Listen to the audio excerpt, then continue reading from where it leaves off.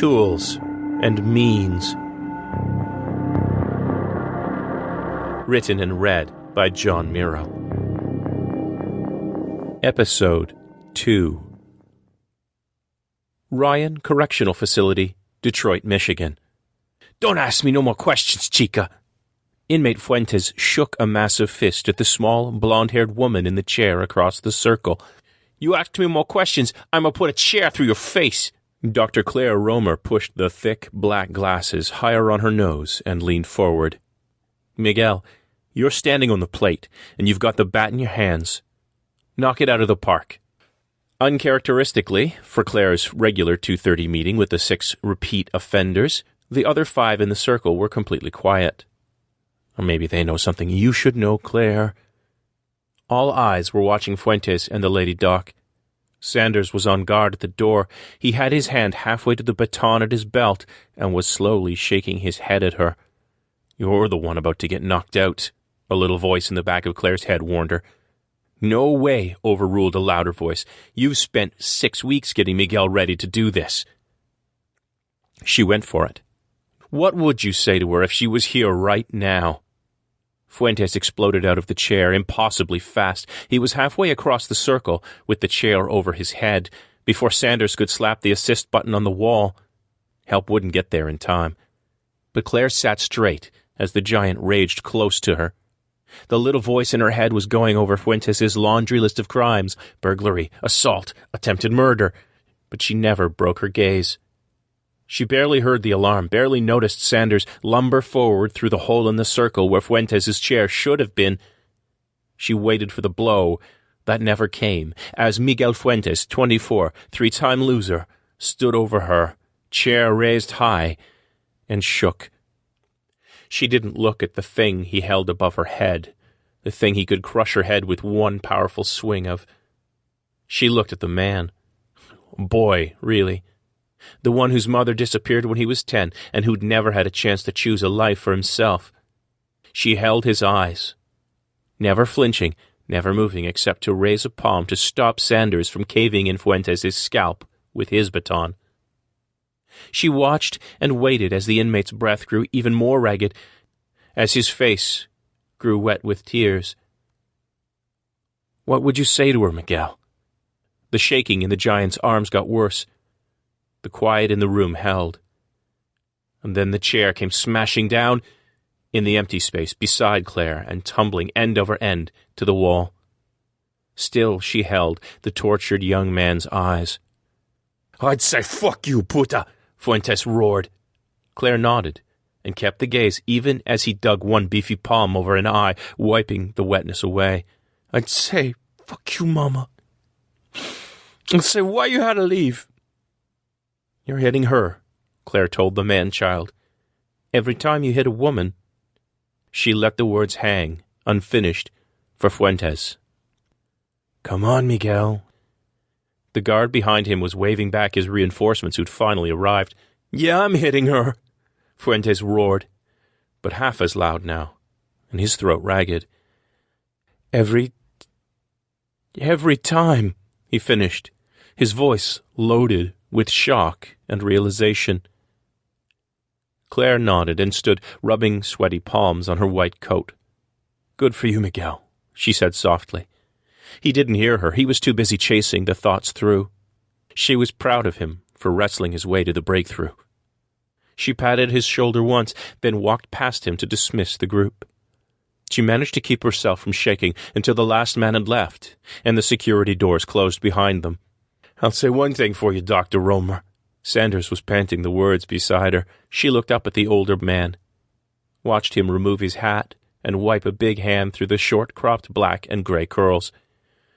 "You sure got a pair, lady." He grinned at her. "Just next time, maybe don't whip 'em out on my shift, huh?" Claire opened her mouth to laugh, but her throat was too dry to let the sound pass. She leaned against the wall until the blood stopped pounding in her ears.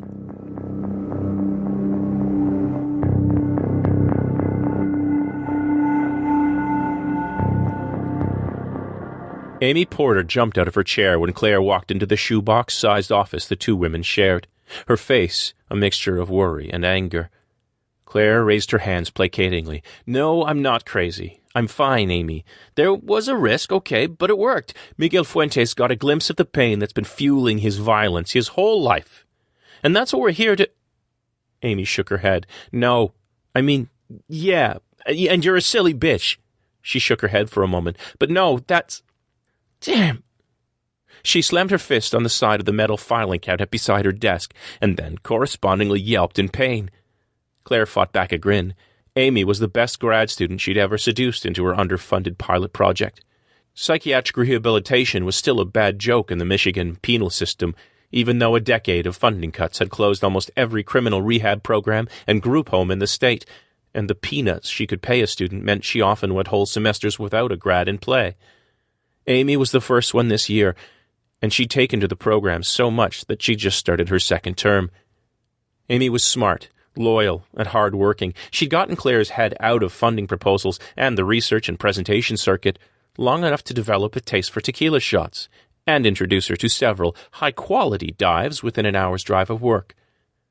Claire leaned on the corner of Amy's desk. Sorry, Ames, she said. It was a risk.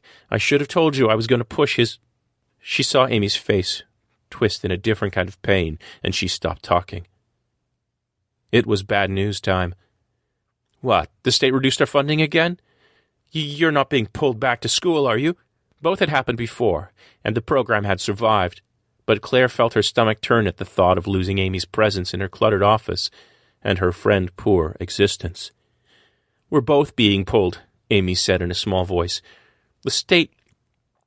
The budget's cut. It's all cut. Oh, Claire, they're canceling the program.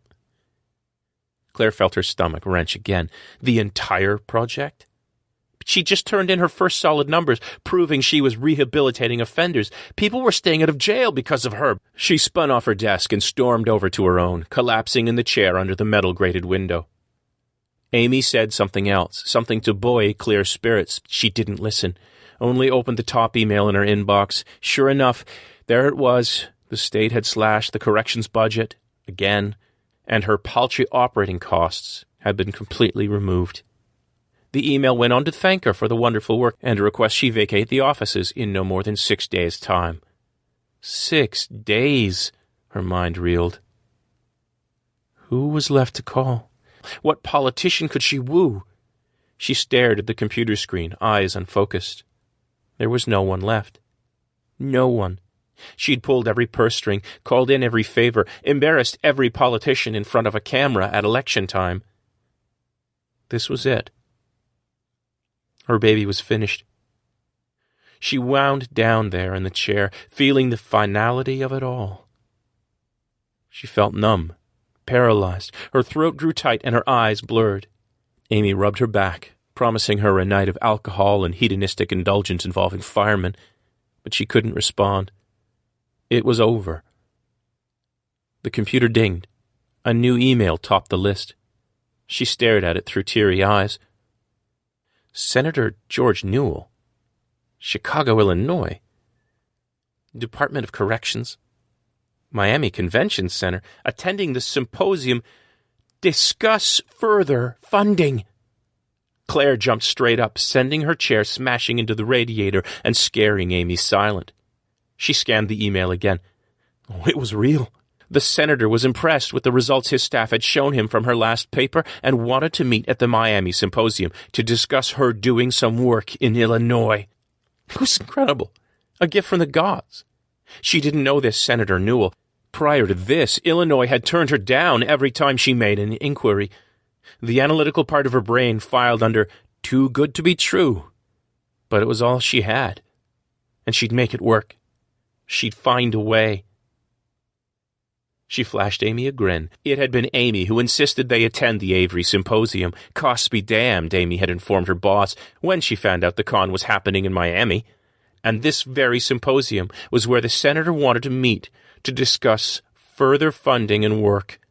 This very event where Claire was presenting a paper, a great paper, full of real-world, dollar-saving, patient-helping, juicy findings. This would work. She turned and clasped Amy by both shoulders. The woman squeaked in surprise. Miami, here we come.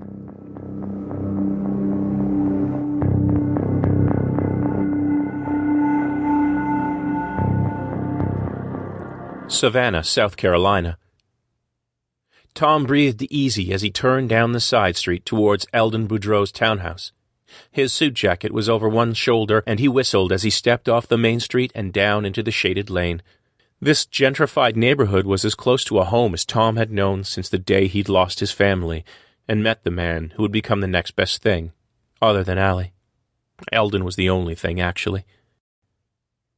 He heard the snip of clippers before he reached the gate, and smiled as he stuck his hand through the space between the high fence and slipped the bolt free of the latch. The gate swung open with a familiar squeak, and there was Eldon, already turned to face him, half-crouched at the sound. 6'4" of well-muscled senior citizen, wearing a white tank-style T-shirt run through with sweat from the summer sun and his labors. His barely longer-than-buzzed hair and well-kept goatee may have been run through with silver, but nothing about the tall, muscular black man spoke of weakness. Eldon's weather-beaten and sweat-beaded face broke into a wide grin when he saw Tom. He put down his pruning shears, and his posture instantly relaxed. "You ever going to oil this gate?" Tom asked, though he already knew Eldon wouldn't. The retired special agent had his own demons to bear. Vigilance had been cooked into his genetic makeup after a long career hunting the worst of the worst for the FBI. That included a gun in the drawer by the bed, video surveillance front and back, and a gate with squeaky hinges. Eldon peeled off his gardening gloves and tossed them onto the wide brim of the concrete bowl holding the small tree he'd been doctoring. "Nag, nag, nag," he mock-growled as he limped across the 20-ish feet of townhouse backyard with a handful of giant steps. Tom braced himself for the bear hug and returned it measure for measure with the same strength and affection. "Boy, what are you doing here? Heard you were building an oil pipeline in Iraq." The taller man gave Tom one last squeeze and released him to fall 5 inches back to the stone patio. "Finished early," Tom wheezed, shaking off the typical Eldon Boudreau greeting. "Decided I could do with some R&R." Eldon clapped his hands on his shoulders and gave Tom an up-and-down appraisal, like he did whenever they met, then released him and took a step back. His face took on a smirk. "Means you still haven't got yourself a place to live, huh, boy genius?" Tom chuckled. "Caught me." One of the perks of being a consulting engineer and problem solver was not having to put down roots, not having to try to fit in, to pretend to be normal, to do laundry and grocery shop in the eyes of all your neighbors. Tom Brogan was many things, but normal, it wasn't something he ever felt.